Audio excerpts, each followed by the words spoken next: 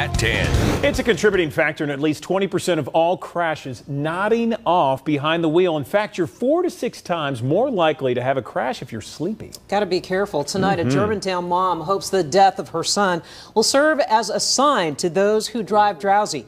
Action News 5's Anna Marie Hartman has the emotional wake-up call. He was really a great kid to be around.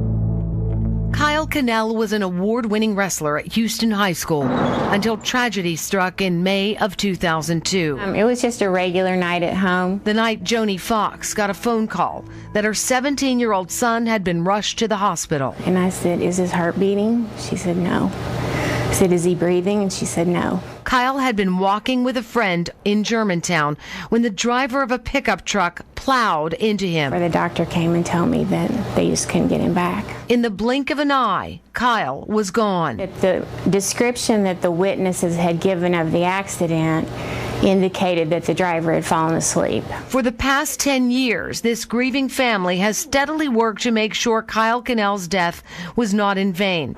He is the reason behind a new warning on interstate message boards throughout Tennessee. And our message is, don't drive drowsy, just pull over. The Tennessee Department of Transportation agreed to share the message about a common killer on the road. You've got to pull over, and you'll be glad you did, and so will a lot of other people. According to the National Sleep Foundation, 37% or 103 million drivers admit falling asleep at the wheel. 60% say they have driven while drowsy. So when you think about it, it's huge.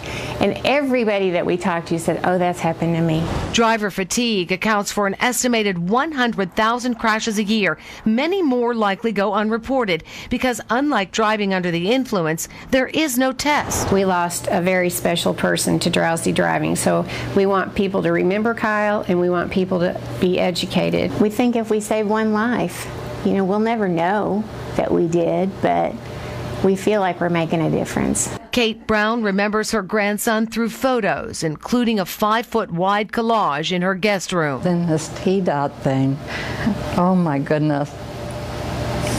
I think we've all healed quite a bit. A life-saving message that speaks to the broken hearts of loved ones left behind. That was him talking to me, saying I would make a difference.